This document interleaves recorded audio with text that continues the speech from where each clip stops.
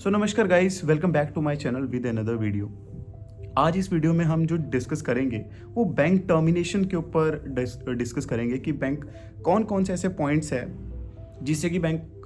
किसी भी एम्प्लॉय को टर्मिनेट कर सकता है, what actually the reasons and क्या क्या किस किस टाइम पे वो चीज़ें इम्प्लीमेंट कर सकते हैं एम्प्लॉय के ऊपर। सो वो सब हम डिस्कस करेंगे और ये वीडियो उनके लिए बहुत ज़्यादा इंपॉर्टेंट रहेगी जो एक्चुअल में जिन्होंने अपना करियर अभी स्टार्ट किया है और या तो जो करियर स्टार्ट करने के लिए देख रहे हैं बैंकिंग में, एंड एज वेल एज उनके लिए भी जो कर चुके हैं, एक्सपीरियंसड है बट उन्होंने कुछ ना कुछ गलत। तो इन एंड आउट सब कुछ हम इस वीडियो में डिस्कस करेंगे। तो गाइस सबसे पहला पॉइंट रहता है जो एक्सपीरियंस्ड बेसिस पे जो आते हैं एम्प्लॉयज़। आपको पता होगा कि जब भी आप किसी ऑर्गेनाइजेशन को ज्वाइन करते हैं तो कुछ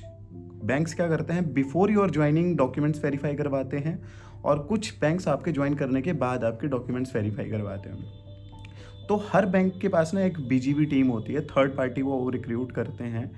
या किसी के साथ पार्टनरशिप करते हैं। तो उनकी जो थर्ड पार्टी जो वो टीम होती है वो आपकी सारी बैकग्राउंड वेरिफिकेशन कंप्लीट करती है और फिर एक फ़ाइल बना के डायरेक्ट जो रिसोर्सिंग टीम होती है उस बैंक की उसको शेयर कर देते हैं, वो चाहे वो पॉजिटिव है या नेगेटिव है। तो पहले क्या होता था कि जैसे मान लीजिए आपने कोई एम्प्लॉयमेंट डिटेल्स अपनी किसी कंपनी को नहीं बताई, किसी बैंक को नहीं बताई जहाँ पे आप ज्वाइन कर रहे हैं, and you were the part of that organization for only 1 month 2 month या जितने भी टाइम के लिए। तो अगर आपने वो डिस्कस नहीं करा है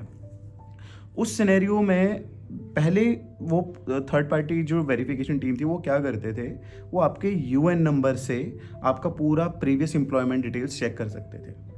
नाउ अब क्या किया है, ये लास्ट मंथ से इम्प्लीमेंट किया है गवर्नमेंट ने कि कोई भी ऑर्गेनाइजेशन है जो कोई एम्प्लॉय आता है उसकी यूएन डिटेल्स आप स्क्रॉल नहीं कर सकते। आप उसकी यूएन डिटेल्स से उसके प्रीवियस एम्प्लॉयमेंट की डिटेल्स नहीं देख सकते, उनका वो एक्सेस बंद कर दिया गया है।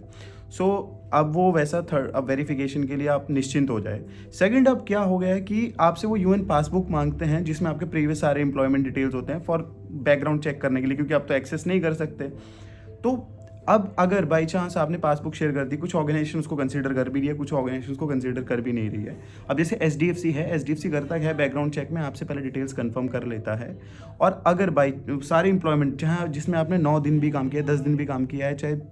1 महीना काम किया है, तो वो पहले आपसे डिटेल डिस्क्लोजर मांग लेते हैं कि ऐसा ऐसा है, तो वो सब कुछ हमें बता दें और पहले ही डिस्क्लोज कर दें ताकि बैकग्राउंड चेक में वो चीज़ ऐसी ना हो। अगर उस सिनेरियो में अगर आपका एक भी एम्प्लॉयमेंट डिटेल्स अगर ऐसा हुआ कि आपने वो डिस्क्लोज नहीं किया है तो इंस्टेंट टर्मिनेशन है उस सिनेरियो में। कोई आपका मैनेजर जितनी मर्जी रेफरेंस से आप आए हो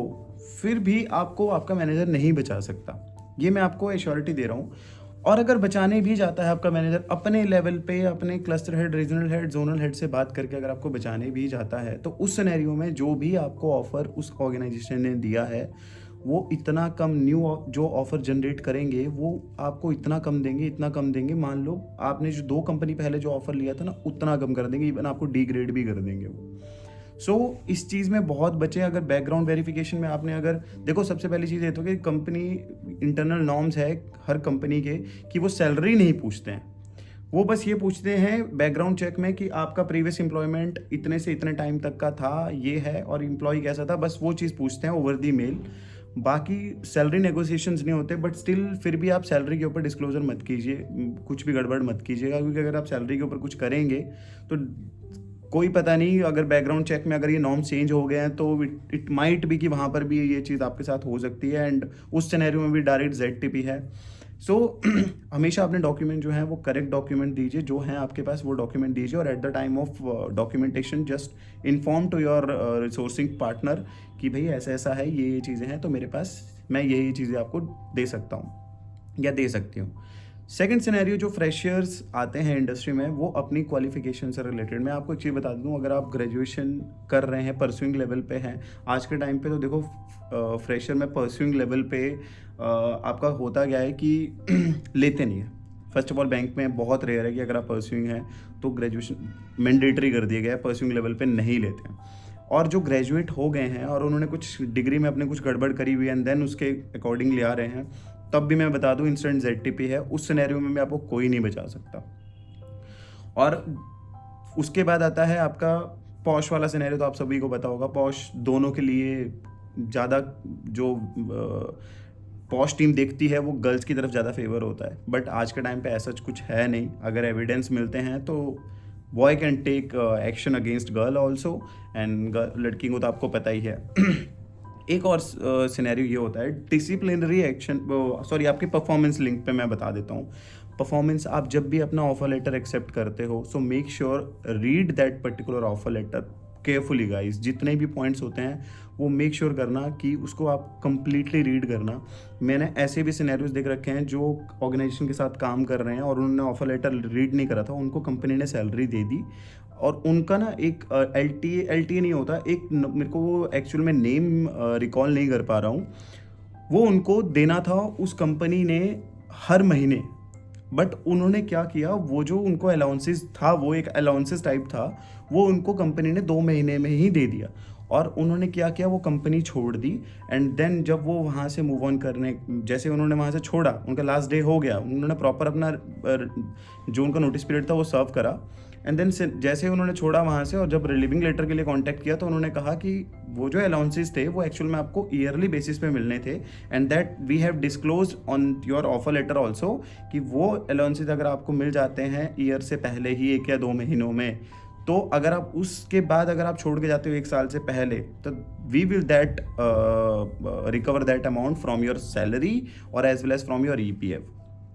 तो उनके साथ ये दिक्कत हुई, आज भी वो अपना रिलीविंग लेटर नहीं ले पा रहे हैं बिकॉज उनके ऊपर रिकवरी डाली है उन्होंने। तो ये चीज़ का ध्यान रखना गाइस कि अपना जो भी आपका ऑफर लेटर एक्सेप्ट करते हो उसकी सारी डिटेल, नॉर्म्स, TNCs वगैरह सब कुछ अच्छे से पढ़ के जाना। और अर्ली रिलीविंग कभी मत लेना ऑर्गेनाइजेशन, कभी भी अर्ली रिलीविंग मत लेना। एंड सेकंड, आपका होता है परफॉर्मेंस बेसिस पे टर्मिनेशन। परफॉर्मेंस बेसिस पे कंपनी आपको टर्मिनेट कर सकती है। They can terminate you if, अगर आपने एज पर दी जो उनके KRS के बेसिस पे काम नहीं किया है, अगर आप बिल्कुल ही नील हो, तो वो आपको कंपनी जो है वो टर्मिनेट कर सकती है, अगर आप कुछ भी नहीं कर रहे हो वहाँ पे। फिर उस सिनेरियो में होता क्या है कि आपको देखना, आपके जो ऑफर लेटर है उसमें भी ये सेल्स प्रोफाइल में जा रहा है, तो उसमें ये डिस्क्लोज होता है कि bank will terminate you at any point of time if, अगर आपने वो जो PLP जो है परफॉर्म लिंक पे है आपका, अगर आप उसको नहीं करते तो बैंक आपको निकाल सकता है। आपको पहले PLP में डालते हैं, वो PLP के बाद आपको सीधा टर्मिनेट कर देंगे अगर उसके बाद भी इम्प्रूवमेंट नहीं होती है। बट PLP में डालने से पहले भी अगर आपका अगर टारगेट, कंपनी तो आपको वर्बल बेसिस पे बोल रही है, बैंक आपको वर्बली बोल रहा है कि मेरे को आप से 12 अकाउंट चाहिए, अगर आपके KRA में अगर 6 अकाउंट भी है फिर भी आप 2 कर रहे हो, तब भी आपको कोई PLP में नहीं डाल सकता। बट वो सर्कमस्टांसेस ऐसे खड़े कर देंगे जिससे कि आपके पास कोई और ऑप्शन रहेगा नहीं। सो गाइज, यही मेन पॉइंट्स हैं जो आप मेक श्योर ध्यान रखिएगा। अगर आपका इसके अलावा भी कोई और क्वेश्चंस है, जस्ट आप कमेंट में बताइए, I will definitely reply to you all. And कुछ भी आपको बैंकिंग से रिलेटेड कुछ पूछना है, as a employ purpose basis पे कह रहा हूँ, टेक्निकली एस्पेक्ट में मैं धीरे धीरे ना वीडियोस लाना शुरू करूँगा, अभी तो नहीं है, धीरे धीरे लाना शुरू करूँगा, तो उसके अकॉर्डिंगली कंटेंट भी अलग लेवल पे जाएगा। तो गाइज मिलते हैं फिर नेक्स्ट वीडियो में, तब तक के लिए सी बाय बाय, टेक केयर, ध्यान रखिएगा अपना, and wishing you very very happy new year. I hope आपका 2026 वो सारी विशेज़ को फुलफिल करे जो 2025 में नहीं हुई। सो मिलते हैं गाइज नेक्स्ट वीडियो में, तब तक के लिए सी बाय बाय, टेक केयर।